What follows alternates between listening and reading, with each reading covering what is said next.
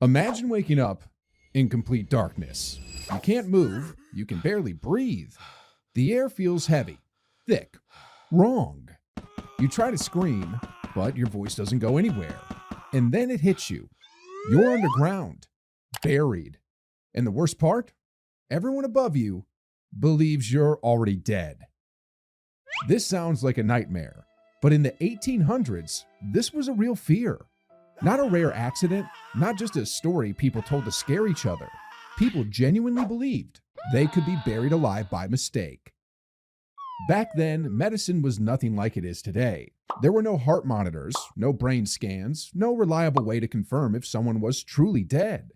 If a person stopped breathing or their pulse was too faint to feel, they could be declared dead, even if they weren't. And sometimes they weren't. There are reports from that time of graves being reopened not long after burial, and what they found inside was disturbing. Bodies that had shifted position, coffin lids scratched from the inside, fingers torn and bloodied, as if someone had woken up in the dark and tried to escape. Think about that for a second. You wake up in total darkness, no space to move, no way to sit up. The lid just inches above your face. You try to push it, but it doesn't budge.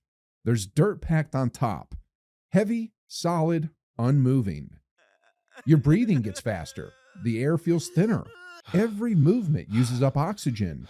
Every second matters. And slowly, you begin to understand something horrifying. No one knows you're alive, and no one is coming. This fear became so common, it even had a name. Taphophobia, the fear of being buried alive. And it wasn't just ordinary people who were afraid. Wealthy families were terrified of it too. People with power, people with money, people who could afford to take precautions. Some demanded their bodies be kept above ground for days, just in case they woke up.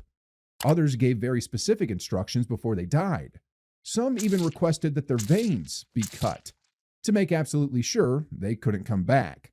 Because to them, being buried alive was worse than death itself. But the strangest solution was something called a safety coffin. These weren't normal coffins. They were designed with one purpose in mind: to save you if you woke up underground. Inside the coffin, a string would be tied to your hand. That string ran all the way up to the surface, connected to a small bell. If you woke up, you can move your hand, pull the string, and above the grave, the bell would start to ring. It sounds simple, but for many people, it was their only hope. Some graveyards even hired workers just to sit and listen all night in silence, watching over rows of graves, waiting for any sign of movement. Imagine being that person, sitting alone in a graveyard, in the dark, no lights, no noise, just wind and silence. And somewhere out there, hundreds of graves, each one holding someone who might or might not be dead. And then a bell rings.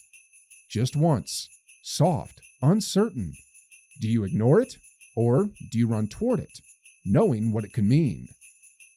Because if that bell is real, it means someone below you is alive, trapped, running out of air, waiting for you to hear them. But here's the unsettling part. There's almost no clear evidence that these bells ever actually saved anyone.